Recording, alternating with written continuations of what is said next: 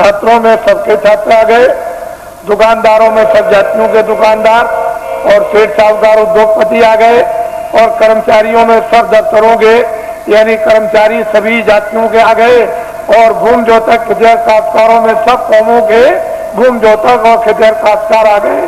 तो चारी जातियों का बंटवारा कर लीजिए। अपना ध्यान ले जाता हूँ कि जरा इनके बारे में भी सोचा जाए। तो मैं सोचता हूँ कि कितना इनको वेतन मिलता होगा, तो इतना वेतन मिलता होगा इनको, इसमें कितना कट जाता है वो भी मैं जानता हूँ कि इनकम टैक्स कितना कटता है, और फिर इनका बीमा और ये वो योजनाओं में कितना चला जाता होगा, तो इनके हाथ में कितना बचता है वो मुझे सब मालूम है, उससे पूरा नहीं पड़ता,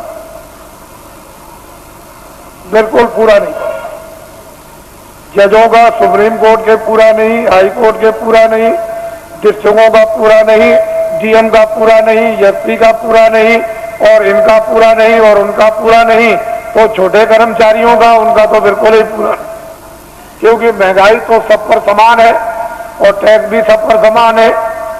तो असली बात यह है कि जो सरकार, जो राजा अपने मजदूरों पर टैक्स लगा दे व्यवसाय कर, वो सबसे गिरा हुआ राजा, उससे गिरा हुआ और कोई नहीं हो सकता। उसका ज्ञान खो गया, उसकी कला कौशल खो गई और उसकी योजना खत्म हो गई। जो राजा अपने मजदूरों पर व्यवसाय कर लगा दे, अरे कर्मचारी अधिकारी जो बेचारे काम करते हैं, ये कौन है? मजदूर 15 दिन 14 दिन की छुट्टी ले ले और छुट्टी साल की खत्म हो जाए, डॉक्टरी भी बीमारी की छुट्टी खत्म हो जाए, तो जब ये छुट्टी लेते हैं तो इनकी मजदूरी कट जाती है, यानी पे कट जाती है। तो ये सब लोग मजदूरी के लेके जोखिम में आते हैं। व्यवसाय का मतलब यह है कि 10 रुपए घाटा और 1 लाख रुपए मुनाफा, यह है व्यवसाय, यह है मजदूरी। व्यवसाय अलग है और मजदूरी अलग है। तो ये कहकर के अगर लगा दिया जाए कर्मचारी अधिकारियों पर कि यह है व्यवसाय कर, तो ये मर जाएगी।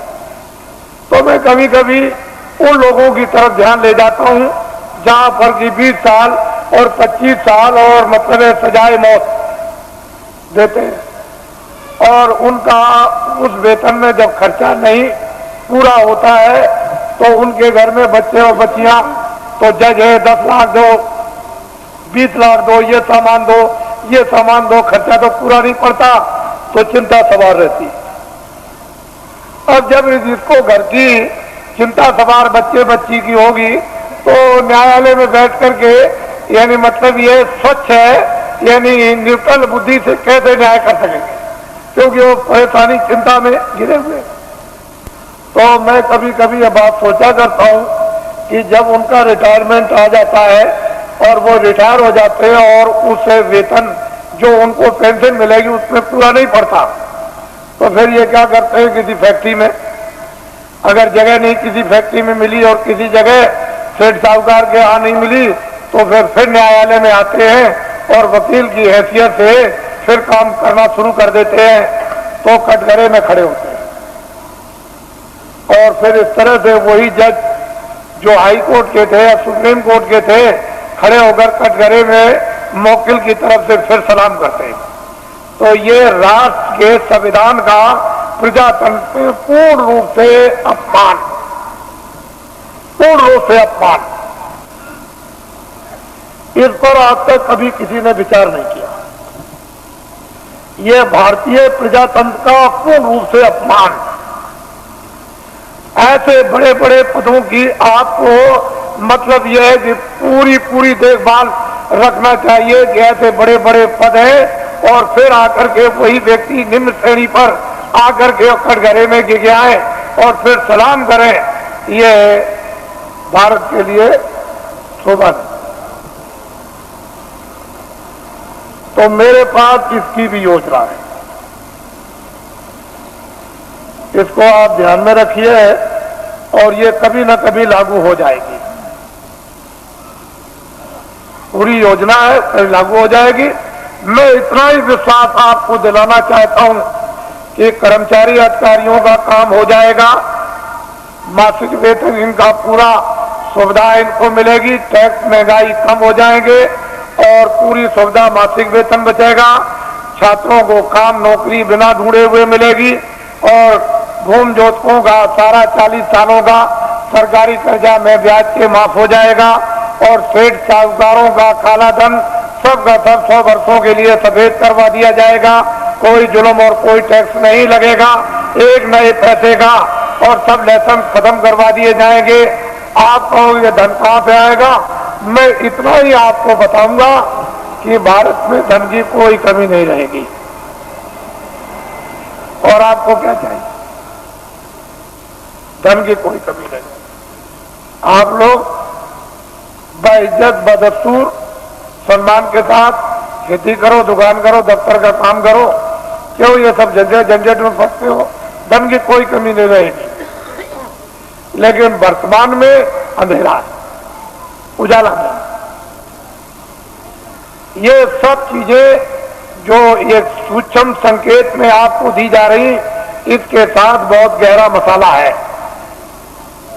या गहरा भंडार कहो या गहरा ज्ञान कहो, कोई ऐसी चीज है जो वास्तव में, और समय आने पर सब इस पर आकर के सब एकदम खड़े हो जाएंगे, अपने काम में लगे रहो। देखो ईश्वर का चमत्कार, अरे खुदा की खुदाइयत का करिश्मा, जरा देखो, उसका इंतजार तो करना ही पड़ेगा। अब थोड़ा बहुत इंतजार नहीं करोगे तो आपको जश और नाम और कीर्ति तो आपको कैसे मिलेगी? फिर उसमें आप भागीदार कैसे बनोगे? तो इंतजार तो थोड़ा करना ही। परिवर्तन का जब इतिहास बनता है तो इंतजार के साथ इतिहास बनता है। वैसे तो रावण मार दिया जाता, मरवा दिया जाता, महाभारत कहीं भी किसी कोने में बैठ के करवा दिया जाता, लेकिन मतलब है कि इंतजारी के साथ इतिहास नहीं बनता। इतिहास तब बनता है इंतजारी के साथ, काम के साथ। काम जो है वो इंतजारी है, आपको ये मालूम है। तो मैं नामदान दूंगा अब आपको, क्योंकि ये भी इच्छा लेकर आए हैं कि चलो आज जल्दी पहुंचे। कल ही आ गए थे, समय ज्यादा हो गया था, तो कल मैं नामदान रात को नहीं दे सका, इसलिए कई ये काम रात को करने थे। तो अब आप नामदान विधिवत ले लीजिए और ये संकल्प लेकर के यहां से जाइए कि चाहे मुझे 1 मिनट देना हो चाहे 2 मिनट। वैसे तो मैं आपसे 1 घंटे 24 घंटों में मांगता हूं कि 1 घंटे आप 24 घंटे में रिजर्व कर लो अपना, सबके सब, और उसमें 2 मिनट शाम को, 2 मिनट दोपहर को, 5 मिनट इस और 5 मिनट अब, और जब भी आपको समय मिल जाए तो पूरे सब दिन भर के मिनट मिलाकर 1 घंटा जोड़ लो। 23 घंटे सबका, घर के, गृहस्थी के, सोना, ये वो सब, ये आप इसमें लगा दो।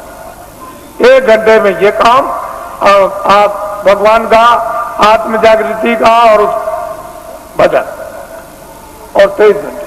अब इससे और सप्ताह आपको क्या मिलेगा?